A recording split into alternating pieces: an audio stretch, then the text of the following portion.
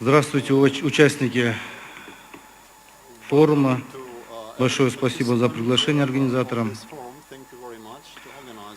Сегодняшний мой доклад называется «Центральная Азия как интеграционный мост между Евразийским экономическим союзом и Шанхайской организацией сотрудничества». Уважаемые участники форума, я хочу, чтобы вы обратили на Центральную Азию. Как вы знаете, после распада СССР страны Центральной Азии перешли от централизованной плановой экономики к рыночной. И в самые хорошие времена в СССР Кыргызстан ВВП доходило до 11 миллиардов долларов.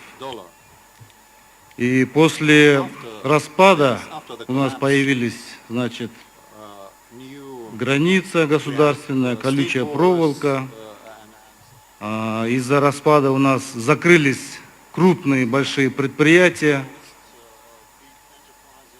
Появился большой уровень бедности, безработица и неконтролируемая миграция.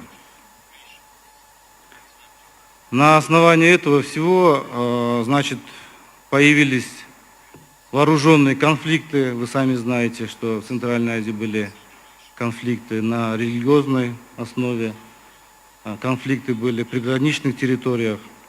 Мы все это переживали, мы попали в кризис экономический, мы всегда думали, как же выйти из кризиса, и мы были участниками всех интеграционных объединений.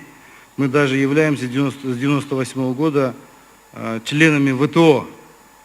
Но мы на рынок ВТО мы не смогли войти, потому что страны ВТО жили по другим стандартам, мы как бы в других измерениях жили. Мы искали пути, и, как вы знаете, мы, Кыргызстан, вошли в 2015 году в Союз, Евразийский экономический союз. Очень были бурные споры.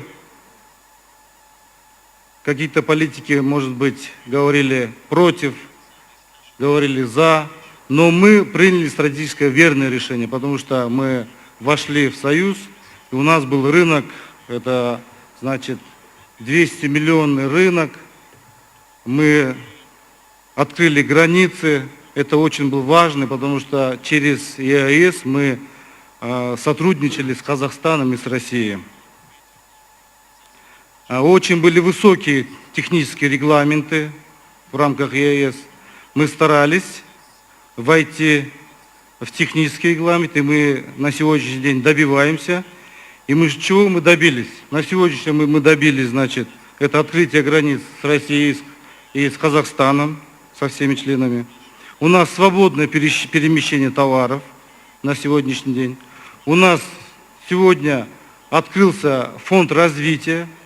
В бюджете имеется 500 миллионов, в дальнейшем 1 миллиард долларов будет. У нас есть перспективы, это на горнодобывающую отрасль. У нас есть перспективы на энергетику, швейную отрасль. У нас очень налоговые льготы. Очень либеральное у нас законодательство. У нас дешевая трудовая сила и дешевая электроэнергия. Я думаю, что здесь есть перспективы для того, что со вчерашнего дня говорят, что нужно понижать издержки, себестоимость продукции, произведенной в России. Я думаю, что мы в Кыргызстане можем обеспечить и создать условия, чтобы производили в Кыргызстане для вас, для производителей в России, хотя бы комплектующие материалы. И я хочу сказать, что ЕАЭС это для нас очень важный рынок. Мы стараемся, чтобы мы с вами тесно сотрудничали. Для нас очень было благоприятно, это для наших трудовых мигрантов. Упрощены все, значит, процедуры. Уважаемые участники форума, мы понимаем, что через ЕАЭС мы выйдем на мировые рынки. Это мы прекрасно понимаем. И я хотел бы еще один вопрос поднять. Это нужно поднимать вопрос о ШОС. Я думаю, что ЕАЭС совместно с ШОС мы должны сотрудничать честно. Посмотрите изменения, демографическая динамика. На сегодняшний день ежегодно увеличивается в мире 87 миллионов людей. К 2030 году в Китае будет 1 миллиард 400 миллионов. В Индии будет 1 миллиард 500 миллионов людей. В Казахстане 21 миллион, в Таджикистане 10 миллионов, в Узбекистане 35 миллионов, в Кыргызстане 7 миллионов будет. И в итоге ШОС и ЕАЭС в итоге у нас получается 3 миллиарда 400 миллионов людей. И все это необходимо, нужно обеспечить это, значит, рабочими местами и другими жизненно важными потребностями. Это большой рынок. И я думаю, что Россия, и Казахстан, и Китай, они прекрасно понимают, что в дальнейшем это крупный рынок. Вы сами понимаете, что организовываются транс-тихоокеанские объединения. И здесь видно, что в будущем очень хороший рынок. Современные мировые процессы показывают, что экономическая активность сдвигается из Европы в сторону Азии, Китая и Индии. Китай на сегодняшний день поднимает вопрос о свободной торговле для продвижения транспортного маршрута древнего шелкового пути. Это маршрут между Азией и Европой. Китай продвигает новый проект, новый шелковый путь. По мнению лидера Китая, он говорит, органично сочетается с национальными стратегиями, с программами ЕАЭС. И в будущем он предлагает объединить.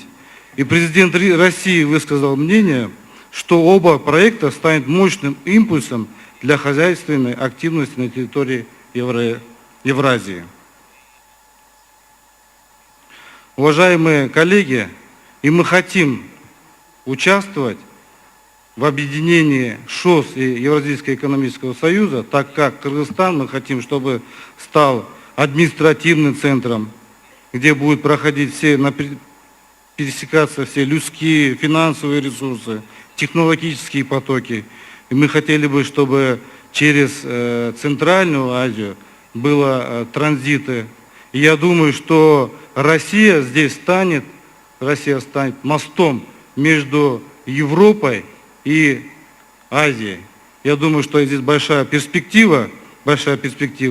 И как вы сами знаете, на сегодняшний день очень глобальная проблема, это идет миграционные потоки в Европу.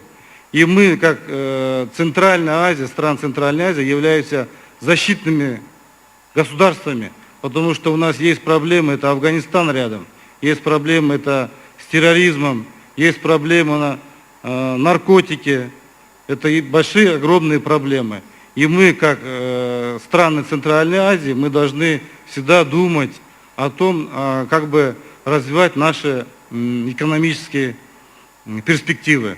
И в заключение я хотел бы сказать, что история показывает, что рост уровня жизни населения может стать основой для укрепления политической стабильности и экономического роста. Большое спасибо. Спасибо. Так получилось, что я имел тесные связи в советское время со среднеазиатскими республиками. Моя фамилия об этом говорит. Но должен засвидетельствовать, что вот последние годы, я каждые 2 года езжу в Кыргызстан, там проводятся конференции, посвященные моему учителю, выдающемуся академику Рахматуллину. Он родом из Кыргызстана был. Кыргызстан самый близкий для России, самая близкая республика. Там лучше всех говорят на русском языке из среднеазиатских республик. И поэтому я думаю, что мы все граждане России должны особое внимание уделить этой республике и пожелать ей успехов. А в экономическом отношении она, конечно, находится в очень тяжелом положении. республика не может, страна не может обеспечить работой всех своих граждан. Много людей едут в Россию, живут в тяжелых условиях и выполняют самую неквалифицированную работу. Это, конечно, тяжелая проблема. Мы вам желаем успеха. Спасибо. Да. Спасибо.